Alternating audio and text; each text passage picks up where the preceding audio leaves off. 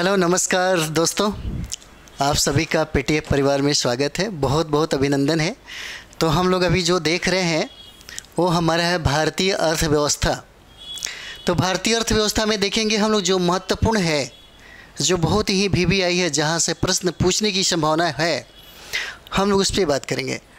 और बात करते हैं 69 बीपीएससी का। तो 69 बीपीएससी से संबंधित देखिएगा कुछ ऐसे शब्दावलियाँ मिलेगा, बहुत सारे ऐसे चीज़ आपको मिलेंगे जो हम कोशिश किए हैं कि इस चीज़ को आपको करा दिया जाए। ठीक है, तो 69 बीपीएससी में देखेंगे हम लोग।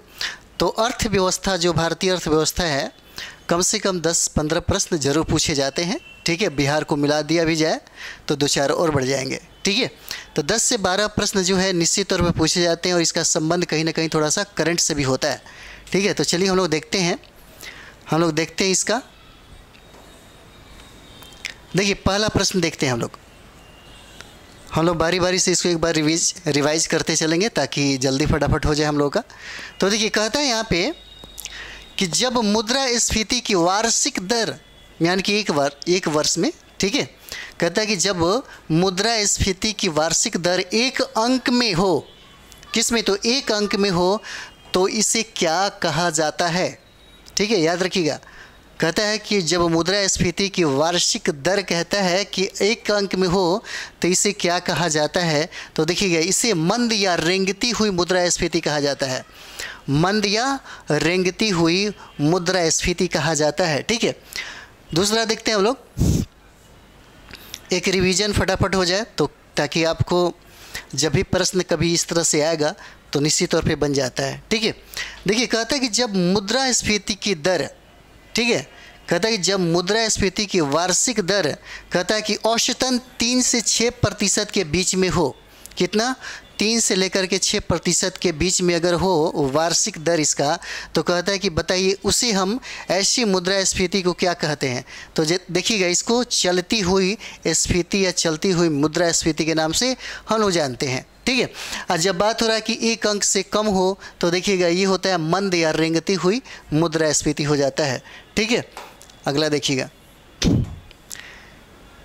अगला देखिए, कहता है यहाँ पे कि जब मुद्रास्फीति की वार्षिक दर 2 अंकीय या 3 अंकीय हो, तो ऐसी स्फीति को क्या कहा जाता है? तो देखिए, इसको कुदरती मुद्रास्फीति कहा जाता है।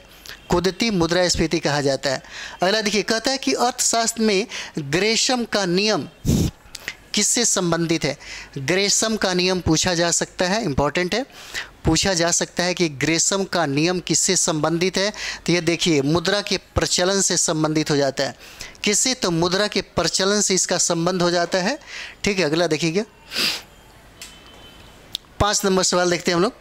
देखिए, 5 कहता है कि मांग एवं पूर्ति के सिद्धांत की व्याख्या, कहता है कि मांग एवं पूर्ति के सिद्धांत की व्याख्या सर्वप्रथम किस अर्थशास्त्री ने दिया था? तो कौन सा अर्थशास्त्री हो जाते हैं? ये देखिए, अल्फ्रेड मार्शल इनका नाम है। अल्फ्रेड मार्शल इनका नाम है, जिन्होंने मांग एवं पूर्ति के सिद्धांत की व्याख्या दिया था।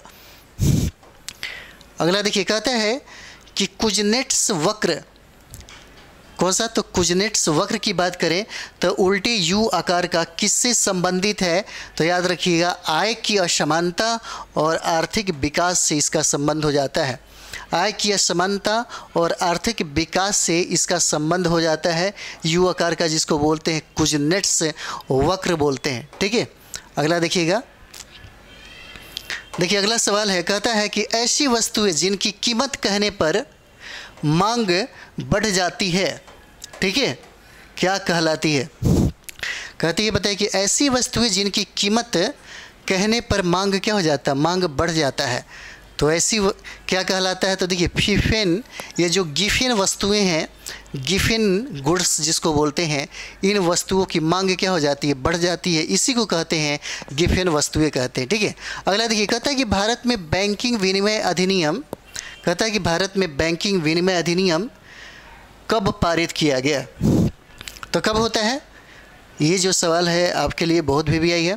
तो 1 जनवरी 1949 को हो जाता है। 1 जनवरी 1949 को भारत में बैंकिंग विनिमय अधिनियम को पारित किया गया। ठीक है, अगला देखिएगा।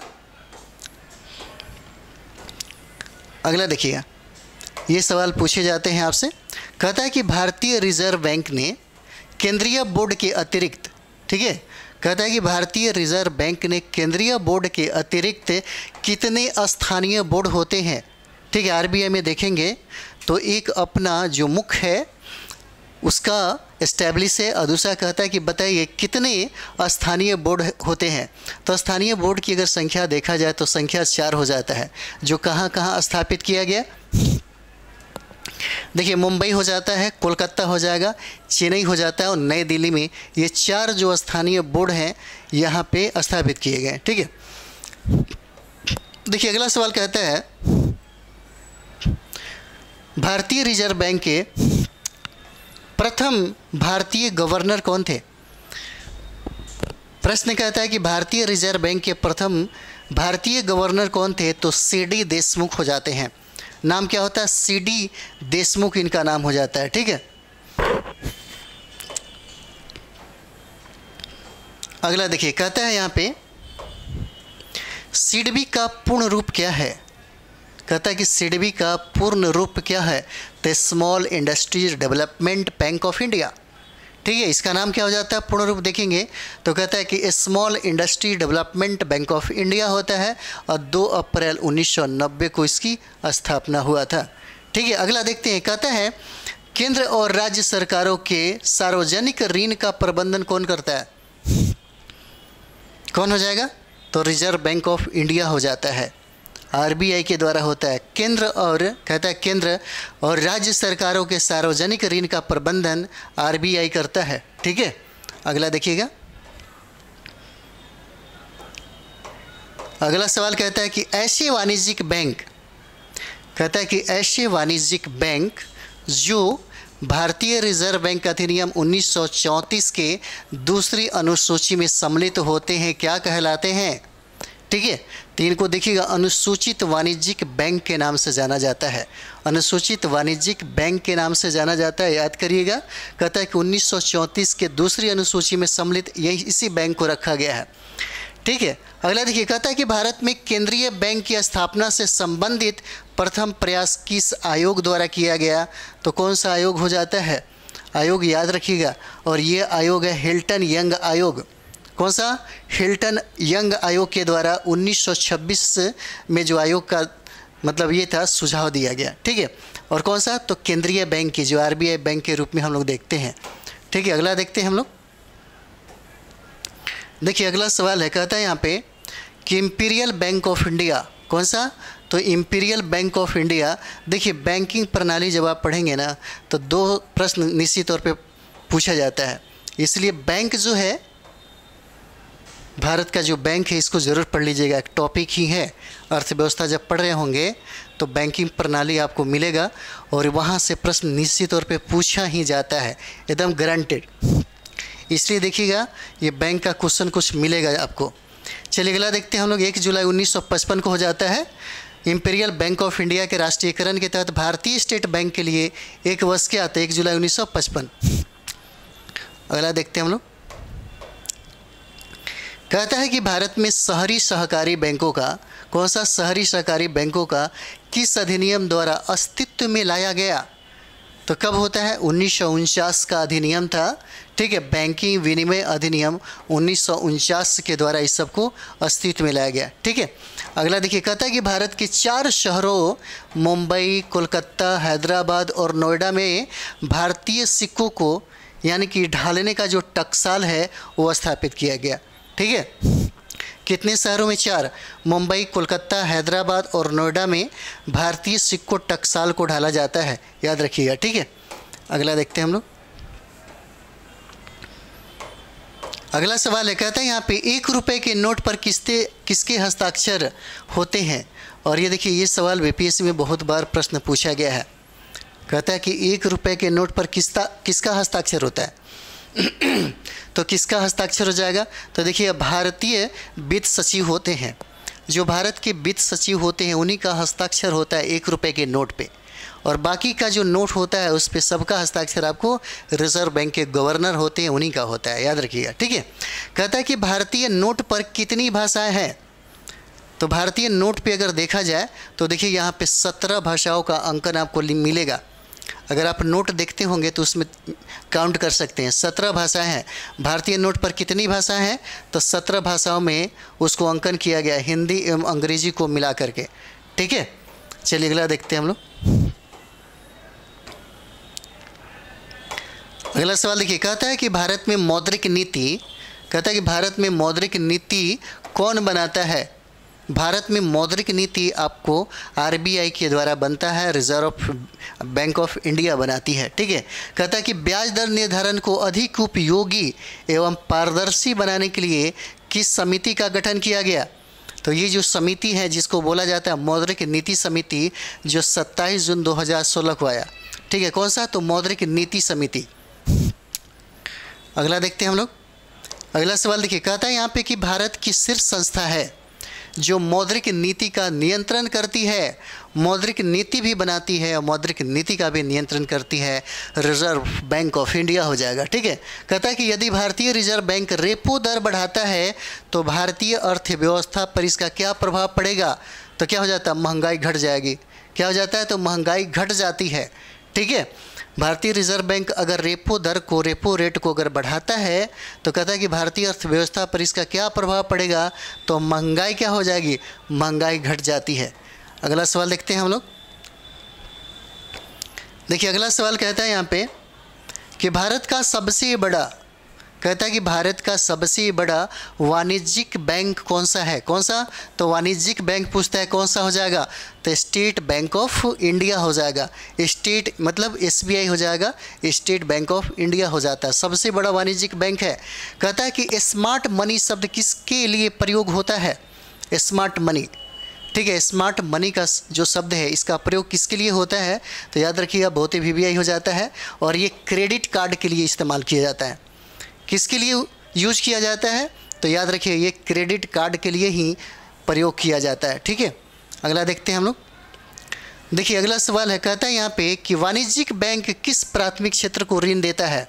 कहता है कि वाणिज्यिक बैंक जो है किस प्राथमिक क्षेत्र को ऋण देता है?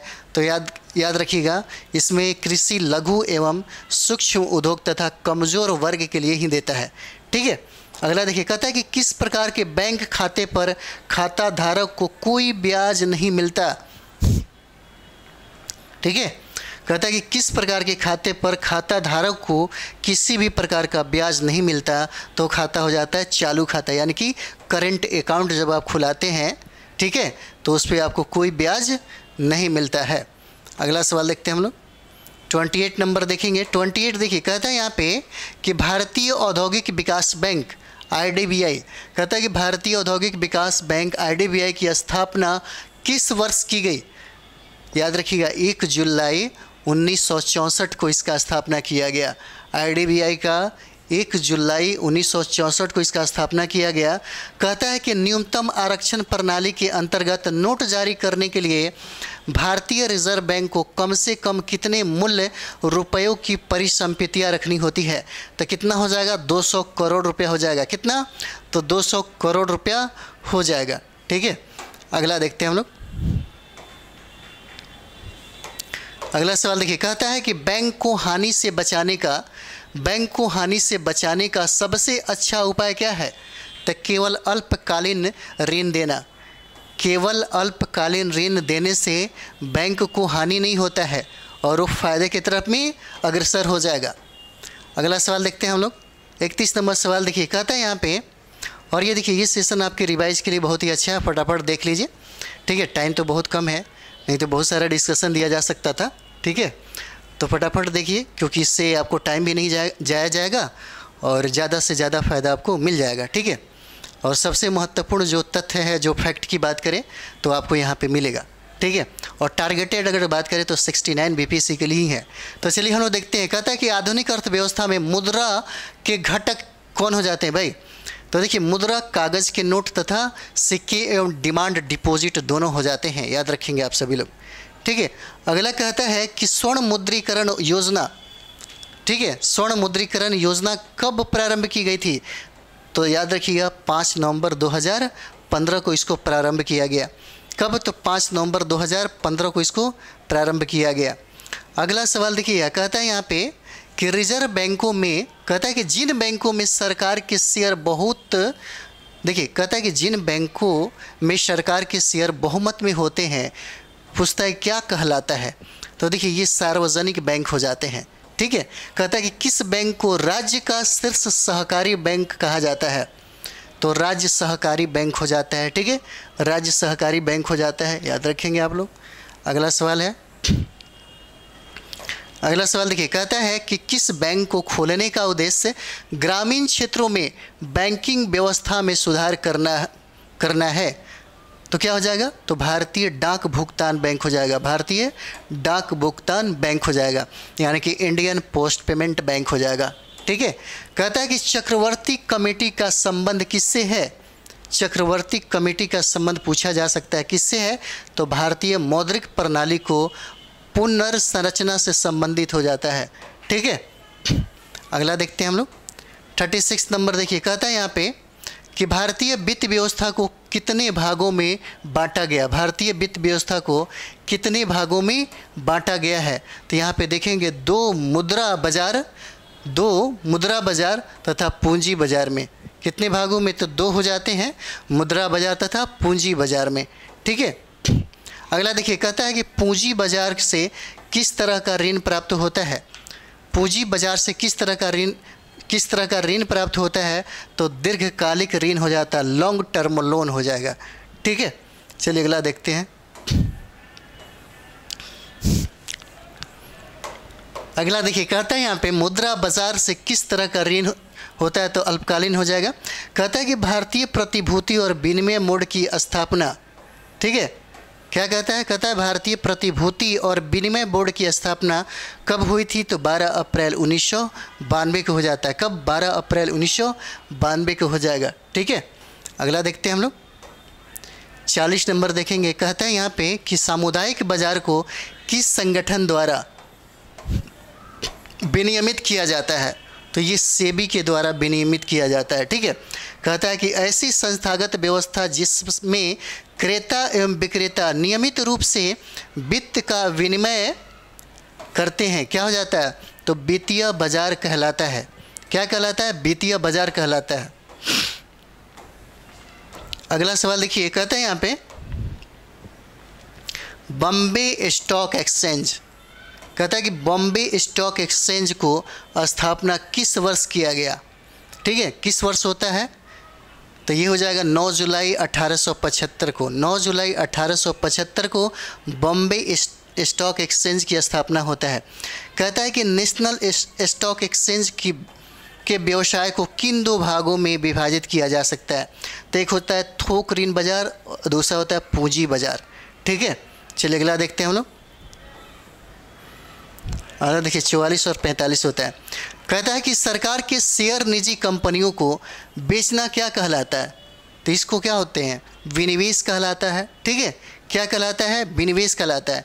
भारत में वस्तु एवं सेवा यानी कि जीएसटी लागू किया गया कब, तो 1 जुलाई 2017 से, 1 जुलाई 2017 से, याद रखिएगा। ठीक है, भारत में जो जीएसटी है कब लागू किया गया, तो 1 जुलाई 2017 हो जाता है। ठीक है, अगला देखते हैं। अगला सवाल देखिए, कहता है यहाँ पे कि जीएसटी परिषद की अध्यक्षता कौन करता है।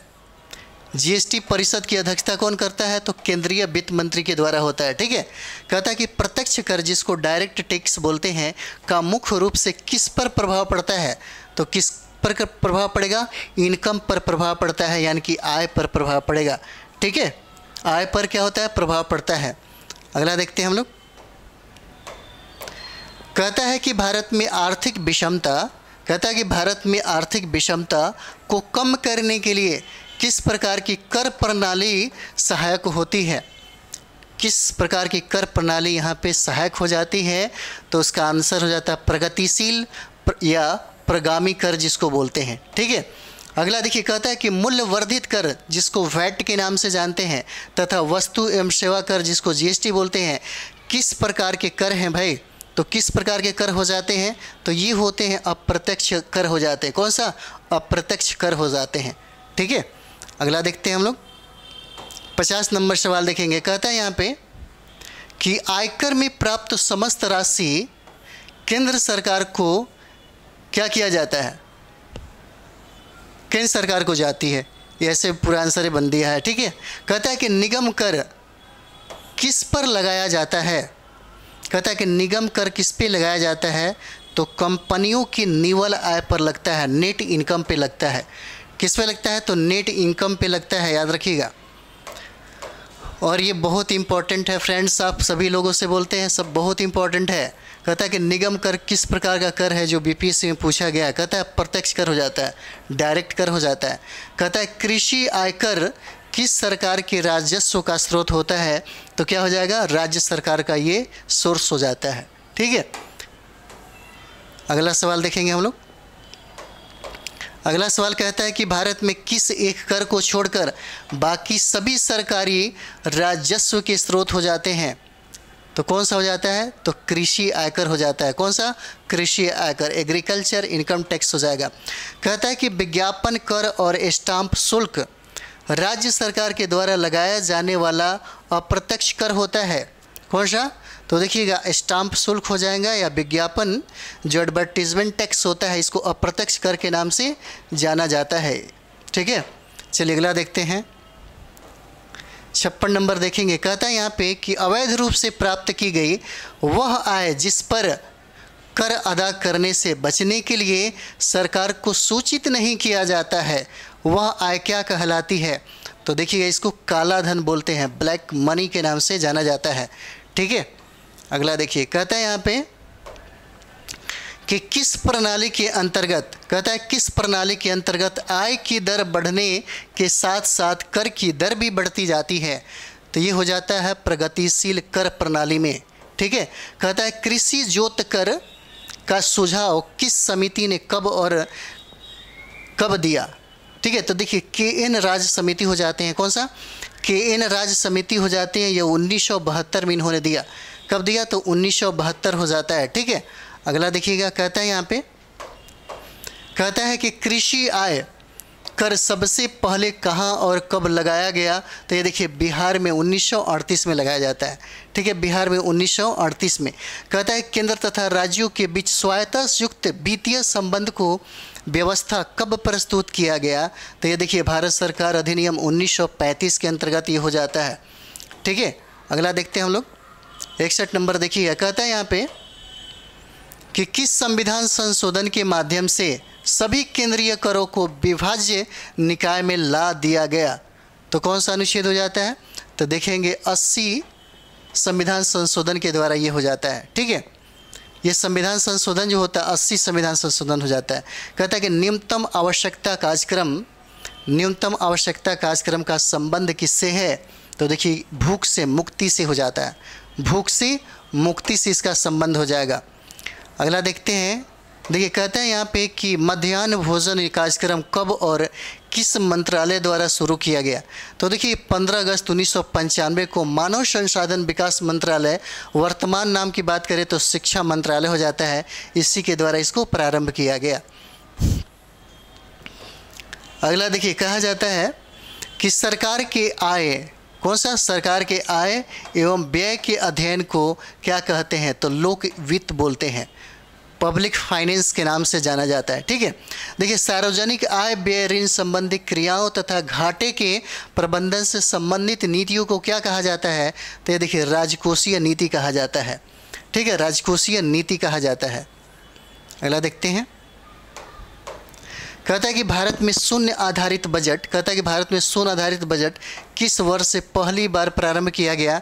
तो देखिएगा, 1987 ईस्वी में वित्त मंत्री BP सिंह के द्वारा शुरू होता है, ठीक है, BP सिंह के द्वारा शुरू होता है।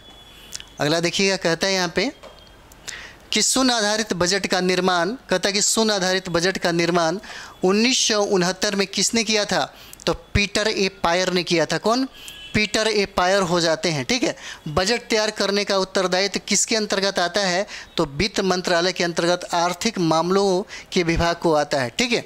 अगला हम लोग देखते हैं 69 नंबर सवाल। देखिए, कहता है कि संविधान के किस अनुच्छेद के अनुसार केंद्र सरकार की अनुमानित प्राप्तियों तथा व्ययों का विवरण संसद के सामने रखना आवश्यक होता है?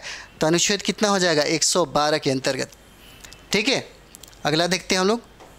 अगला देखिए, कहता है कि स्वतंत्र भारत का प्रथम बजट कब और किसके द्वारा पेश किया गया? तो देखिए 26 नवंबर 1947 को आर.के. षणमुगम सेठी के द्वारा इसको पेश किया गया। कहता है कि यदि अनुमानित आय अनुमानित व्यय से कम हो तो उसे किस प्रकार का बजट कहा जाता है? तो इसे घाटे का बजट कहा जाता है। याद रखिए किसका? तो घाटे का बजट कहा जाता है। अगला सवाल देखिए, कहता है यहाँ पे कि बजट अनुमानों के निर्माण के लिए आवश्यक लेखा परीक्षण कौन उपलब्ध कराता है? नियंत्रण एवं महालेखा परीक्षक हो जाता है। ठीक है। कहता है कि संविधान के किस अनुच्छेद के अंतर्गत भारत को संचित निधि का वर्णन है? अनुच्छेद 266 के अंतर्गत। कौन सा अनुच्छेद? 266 के अंतर्गत हो जाता है। ठीक है। अगला देखते हैं हम लोग।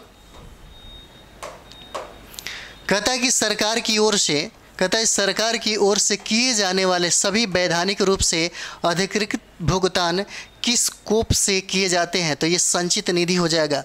क्या हो जाता है? संचित निधि हो जाता है। कहता है किस अनुच्छेद के अंतर्गत संविधान ने संसद को भारत की आकस्मिक निधि की स्थापना के लिए अधिकृत किया है? तो अनुच्छेद 267 हो जाएगा। ठीक है, अनुच्छेद 267 हो जाता है। अगला सवाल देखते हैं हम लोग। अगला कहता है कि संसद में भारतीय आकस्मिक निधि अधिनियम कब पारित किया गया? तो वर्ष 1950 में हो जाएगा। पूंजीगत व्यय या राजस्व घाटे में पर्याप्त वृद्धि किसके कारण होती है? तो राजकोषीय घाटा के कारण हो जाता है। किसके द्वारा? तो राजकोषीय घाटा के द्वारा हो जाता है। ठीक है। अगला देखते हैं। अगला कहता है कि यदि प्राथमिक घाटे में ब्याज भुगतान को सम्मिलित कर दिया जाए तो यह किसके बराबर हो जाता है? तो राजकोषीय घाटा के बराबर हो जाएगा। अगला सवाल देखिए, कहता है कि कराधान एक उपकरण है राजकोषीय नीति का। ठीक है, किसका? तो राजकोषीय नीति का हो जाएगा। अगला देखते हैं हम लोग। अगला देखिए, कहता है कि निष्पादन बजट प्रणाली की शुरुआत संयुक्त राज्य अमेरिका में कब? 1991 से हुआ है। और भारत में राजकोषीय नीति कौन तैयार करता है? तो वित्त मंत्रालय के द्वारा होता है। कहता है कि राजकोषीय नीति किसी देश की सरकार के किस प्रवाह को नियंत्रित करने में सहायक होता है? तो कर राजस्व को। ठीक है। चलिए अगला देखते हैं।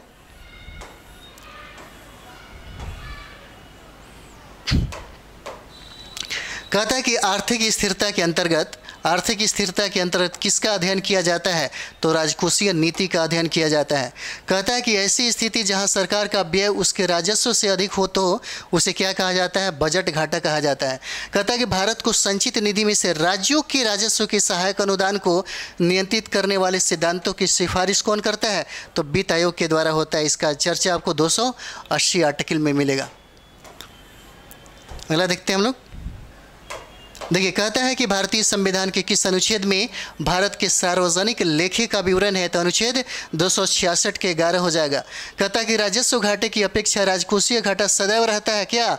अधिक रहेगा। कहता है कि सरकार की पूंजीगत प्राप्तियां और पूंजीगत व्यय के अंतर को क्या कहा जाता है? तो पूंजीगत घाटा कहा जाता है।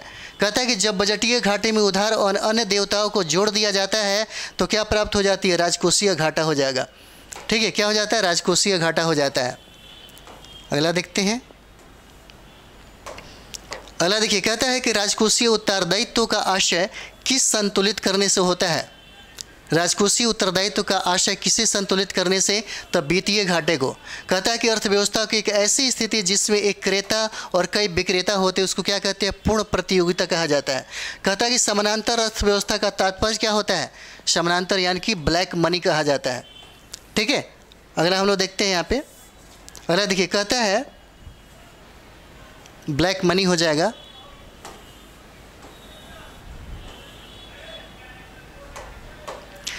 अगला देखिए, कहता है किस प्रकार का ब्याज कीमतों का नियंत्रित करने में असमर्थ रहता है? तो देखिए पूर्ण स्पर्धा बाजार कहा जाता है इसको। ठीक है। कहता है कि भारत में हरित क्रांति का जनक किसे कहा जाता है? तो डॉक्टर एम.एस. स्वामीनाथन हो जाते हैं। कहता है कि विश्व में हरित क्रांति के जनक नॉर्मन अर्नेस्ट बोरलॉग किस देश से संबंधित है? तो ये अमेरिका से संबंधित हो जाते हैं। ठीक है, अमेरिका से संबंधित हो जाते हैं। अगला सवाल देखते हैं हम लोग। अगला कहता है कि हरित क्रांति किस राष्ट्र में सबसे पहले प्रारंभ किया गया तो मैक्सिको में किया गया था। ठीक है, याद रखिएगा। भारत में द्वितीय हरित क्रांति का उद्देश्य क्या है? तो समावेशी विकास हो जाता है। कहता है कि स्वर्ण क्रांति का संबंध किससे हो जाता है? तो जूट उत्पादन से हो जाता है। किसका? स्वर्ण क्रांति का संबंध हो जाता है। ठीक है, अगला देखते हैं। इसमें कहता है कि कृषि मूल्य आयोग के स्थान पर कृषि लागत और मूल्य आयोग की स्थापना किस वर्ष किया गया? 1 जनवरी 1965 को, याद रखिएगा। कहता है कि न्यूनतम समर्थन मूल्य घोषित किया गया कब? आर्थिक मामलों की मंत्रिमंडलीय समिति द्वारा। ठीक है, अगला देखते हैं। कहता है यहाँ पे कि न्यूनतम समर्थन मूल्य की मूल्य निर्धारण नीति किस दृष्टिकोण पर आधारित है? तो लागत प्रभावी दृष्टिकोण पर आपको आधारित हो जाएगा। अगला देखते हैं हम लोग। अगला कहता है कि खदानों का न्यूनतम समर्थन मूल्य किस वर्ष प्रारंभ किया गया? तो वर्ष 1966-67 हो जाता है। ठीक है, कहता है कि भारतीय अर्थव्यवस्था के रीढ़ किसे कहा जाता है? तो कृषि क्षेत्र को कहा जाता है। कहता है कि भारतीय संविधान में कृषि का राज्य सूची के अंतर्गत क्या है? इसको रखा गया है। ठीक है, अगला देखते हैं हम लोग। अगला देखिए, कहता है कि कृषि क्षेत्र का हिस्सा राष्ट्रीय आय में लगातार घटना मुख्यतः किस संक्रमण को दर्शाता है? तो अल्प विकसित से विकसित अर्थव्यवस्था को दिखा रहा है। ठीक है, कहता है कि भारतीय उद्योगों का विकास बहुत समय तक किस क्षेत्र पर निर्भर था? तो कृषि क्षेत्र पर हो जाता है। कहता है कि बागवानी कृषि के विकास पर बल दिया गया। ये 12वीं पंचवर्षीय योजना में दिया गया, जो 2012 से 17 के मध्य में चला। ठीक है, अगला देखते हैं हम लोग। 109 देखेंगे। कहता है कि भारत में सबसे अधिक कॉफ़ी उत्पादन कौन करता है? तो ये देखिए कर्नाटक हो जाएगा। ठीक है, अगला देखिए। कहता है यहाँ पे, कहता है कि भारतीय हरित क्रांति की जन्मस्थली किसे माना जाता है? तो पंतनगर उत्तराखंड को माना जाता है।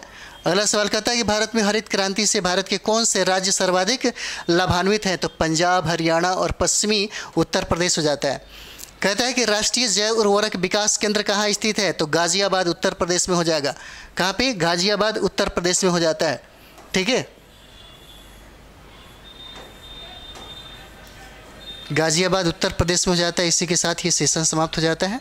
ठीक है, तो चलिए हम लोग अगले वीडियो में मिलते हैं एक नए सब्जेक्ट के साथ।